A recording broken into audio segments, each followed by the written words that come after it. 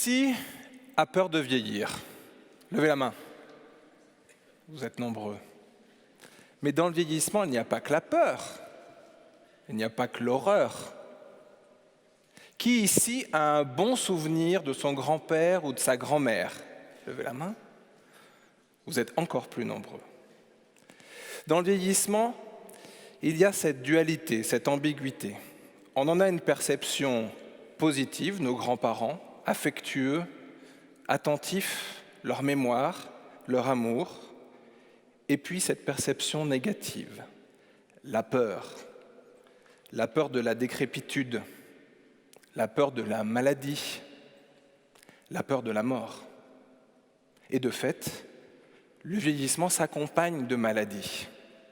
Et il y a une grande communauté de chercheurs, dont je fais partie, qui luttent et qui combattent les maladies liées au vieillissement. Et la recherche avance rapidement. Dans le début des années 90, on trouve le premier gène capable d'augmenter la longévité d'un animal. Un petit ver, un hématode d'1 millimètre de long, mais tout de même un animal. Dans les années 2000, on trouve un gène capable d'augmenter la longévité d'une souris. C'est un mammifère, beaucoup plus proche de nous. En 2009, ce n'est plus un gène, mais une molécule capable d'augmenter la longévité de cette même souris. Et aujourd'hui, on est en train de chercher des médicaments qui pourraient éventuellement rentrer en essai clinique pour traiter les maladies du vieillissement chez l'homme. Alors bien sûr, c'est un progrès, c'est moins de souffrance, moins de maladies, c'est moins de cancers, moins de maladies dégénératives, moins de maladies cardiovasculaires.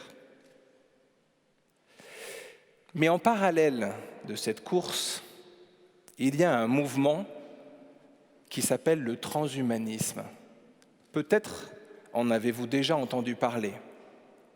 La mort de la mort, l'homme qui vivra 1000 ans. Cette course-là n'est pas tout à fait de la même nature. Bien sûr, elle est basée sur l'élan et la rapidité avec lesquels les recherches avancent. Mais la rhétorique transhumaniste est assez violente. Elle vous met sous le fait accompli. L'homme qui vivra 1000 ans est déjà né. Et cette conviction, cette perception absolue est en fait basée sur une peur ancienne et bien compréhensible, la peur de mourir. Alors, où mettre le curseur?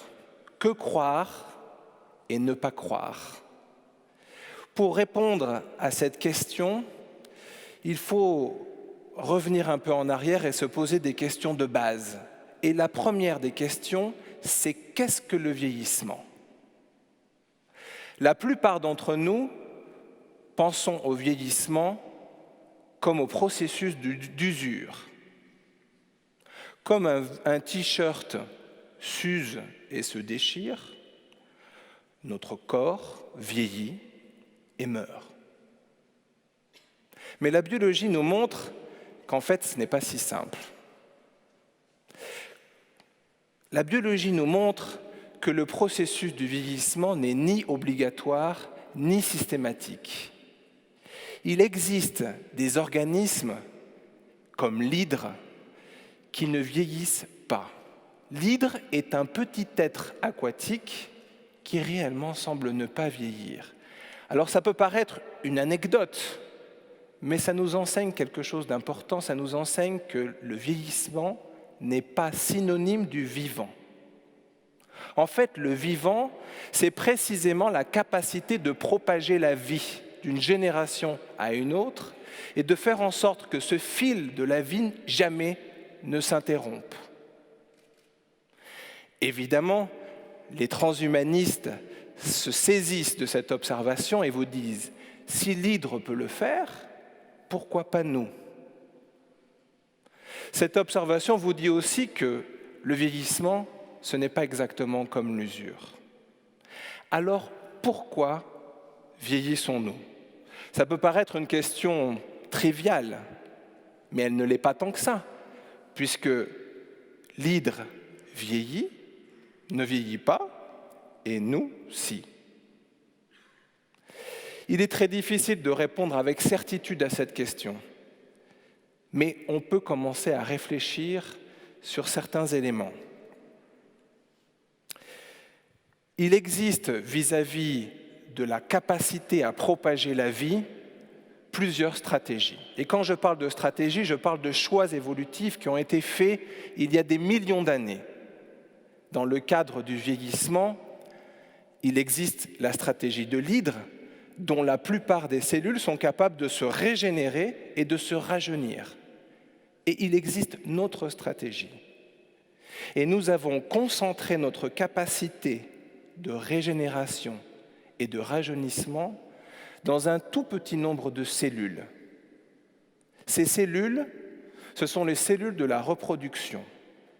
On les appelle les cellules germinales. À chaque fois qu'on se reproduit, nous nous rajeunissons. À chaque fois que nous faisons un bébé, nos cellules germinales produisent des cellules rajeunies qui elles-mêmes vont produire un bébé qui, du coup, naîtra à l'âge 0. Ça peut paraître évident, mais ce n'est pas si simple que ça. Comment deux êtres matures, âgés, sont capables de produire un être neuf? C'est justement ça qui différencie le vivant de l'inerte. Alors, notre immortalité, elle réside en fait dans nos enfants. Alors pourquoi avoir choisi cette stratégie plutôt qu'une autre? Encore une fois, il est très difficile de répondre avec fermeté à une question comme celle-ci. Mais ce qu'on remarque, c'est que très souvent, les organismes qui vieillissent sont souvent plus complexes. Nous avons fait le choix de concentrer notre capacité ancestrale de transmettre la vie dans un tout petit nombre de cellules et du coup, nous avons pu développer beaucoup d'autres cellules qui sont capables de remplir beaucoup d'autres fonctions. Ces cellules, ce sont les cellules somatiques. Toute cellule qui n'est pas germinale est une cellule somatique. Et ces cellules sont en charge de remplir toutes les fonctions qui ne sont pas celles de la reproduction. Et le détail et la spécificité des fonctions que ces cellules sont capables de remplir est fascinant. Une cellule de muscle peut se contracter. Une cellule nerveuse peut produire un courant électrique qui traverse notre corps et qui synchronise son action. Grâce aux cellules somatiques, nous pouvons voir, nous pouvons courir, nous pouvons danser, nous pouvons penser, nous pouvons aimer. Alors pensons, aimons. Les cellules somatiques sont extrêmement diversifiées. Et on voit bien qu'il existe un antagonisme entre la capacité de réaliser ces tâches très spécialisées et la capacité de se régénérer. Ces cellules fascinantes ont développé des capacités extraordinaires, mais elles ont perdu leur capacité originale de rajeunissement. Comme ces cellules constituent la principale partie de notre être et qu'elles vieillissent, nous vieillissons aussi. Ces cellules donnent de la couleur à notre vie. Et en fait, c'est ces cellules qui donnent à nos grands-parents ces caractéristiques que nous aimons, leur mémoire, leur amour, leur regard. On voit donc bien que la première intuition, que le vieillissement n'est pas forcément quelque chose de négatif, est véridique. Il y a du positif dans le vieillissement, il y a du positif dans sa raison d'être biologique. Alors que faire devant le vieillissement? Bien sûr, il faut continuer à chercher, il faut continuer à comprendre Et je m'inscris dans ce mouvement de recherche qui constitue à comprendre les voies métaboliques qui nous permettront de guérir les maladies du vieillissement comme nous avons guéri les maladies infectieuses. Et nous y arriverons. L'autre proposition, la proposition transhumaniste, est une proposition radicalement différente. Elle vous propose de passer à l'immortalité. Est-ce que cela est possible ? Difficile de répondre.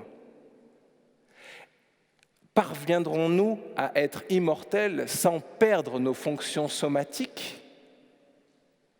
Pas si évident que ça. Est-ce souhaitable ? Encore moins évident.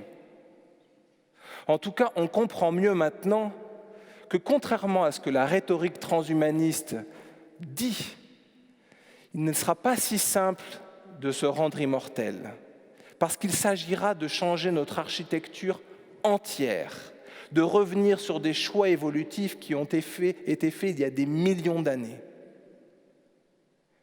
Alors que faire devant le vieillissement ?